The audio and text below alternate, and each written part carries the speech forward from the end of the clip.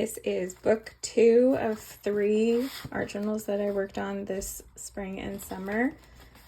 You can go back and see another video of the tour of book 1, but we're going to start with book 2.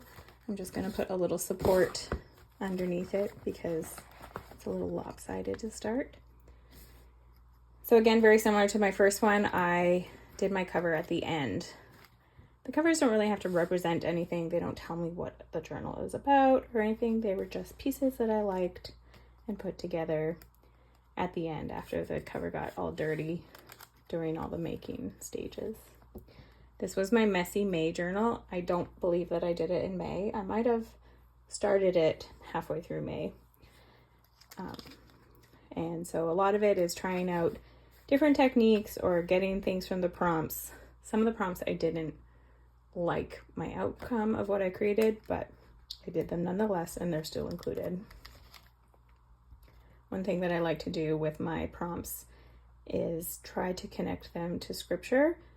Not every prompt gets connected to scripture, but I like to see where I can push myself, and it lets me use my Bible more and connect with God more through words that are maybe unexpected. I'll link all the list of the Messy May prompts below so that you can kind of follow along if you want to see which pages they're all numbered, match up with the prompts.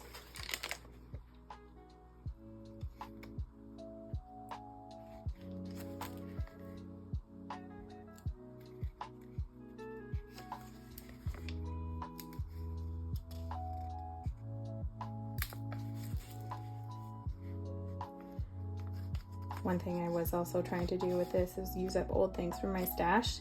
These were Project Life journaling cards that I had made easily over a decade ago. And back when Project Life was, maybe it was even nearing its end, I'm not sure, but this was one of my letterings that I made into Project Life cards that never made it into a Project Life binder, but are happily living in here now.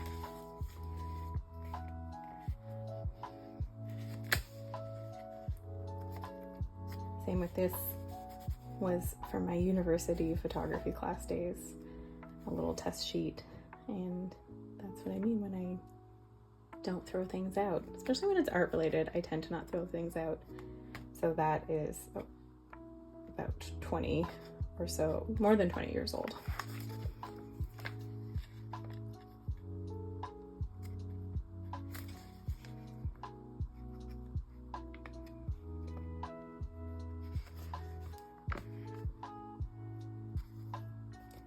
This was definitely in the spring, a butterfly that my boys found and brought in, and they collect things now for me to put in my books, they say. And so they wanted this butterfly to come and live in one of my books.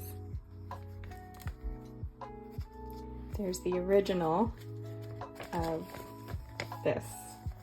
So I've also decided to start using my originals instead of just keeping them all in a box or a binder, because of course, why not?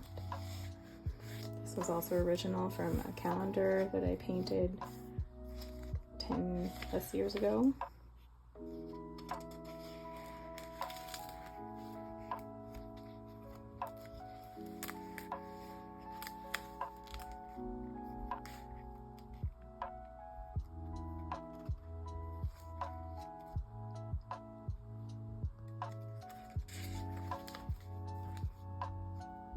This is an example of one of those pages that I felt I would say is not successful. I didn't like it as much. The prompt was labyrinth, and I drew a labyrinth from memory, not from a reference of what a labyrinth actually looks like. So if you were to do it, it might not work the way a labyrinth path would work, but it reminded me of Cornerstone Music Festival and working at the labyrinth, which had prayer stations all through it, and it was a great memory of working at that labyrinth, and I tried to replicate it a little unsuccessfully.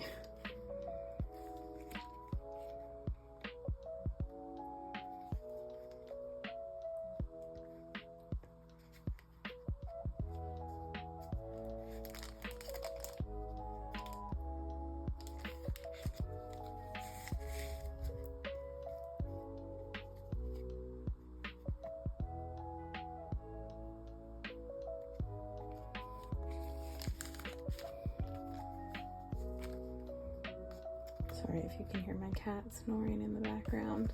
Sometimes he gets going pretty loud.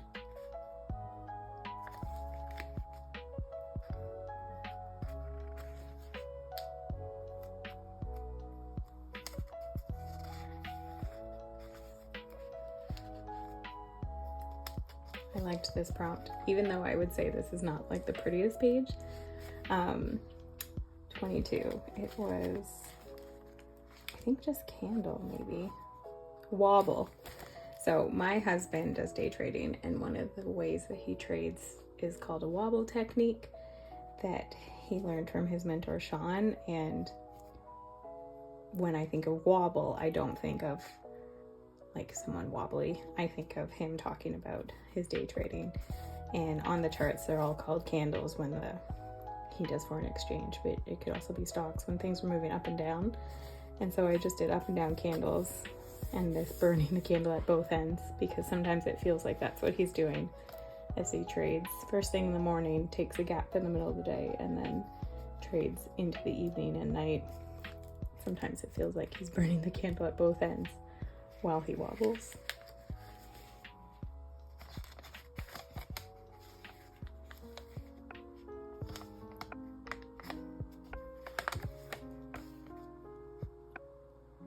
This was one of the paintings from one of my collections, and that I had decided to keep for myself, that I just really loved, but I didn't necessarily want it framed and on my wall. I wanted it cherished in a bit of a different way.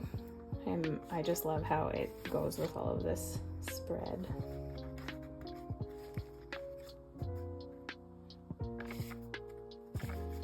The spread actually bummed me out a bit because I love the moon. I think it's the most beautiful light in the sky, and I wanted to capture it with these like butterflies that would show up by moonlight, and I'm not pleased with the way the background worked out, but you know what? That is what it is, and I have to live with it and not care. It's precious to me, but it's not precious. If that makes sense.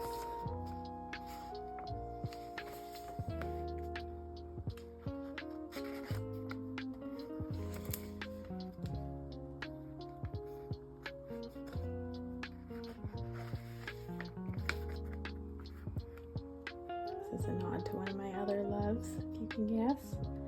Vincent van Gogh.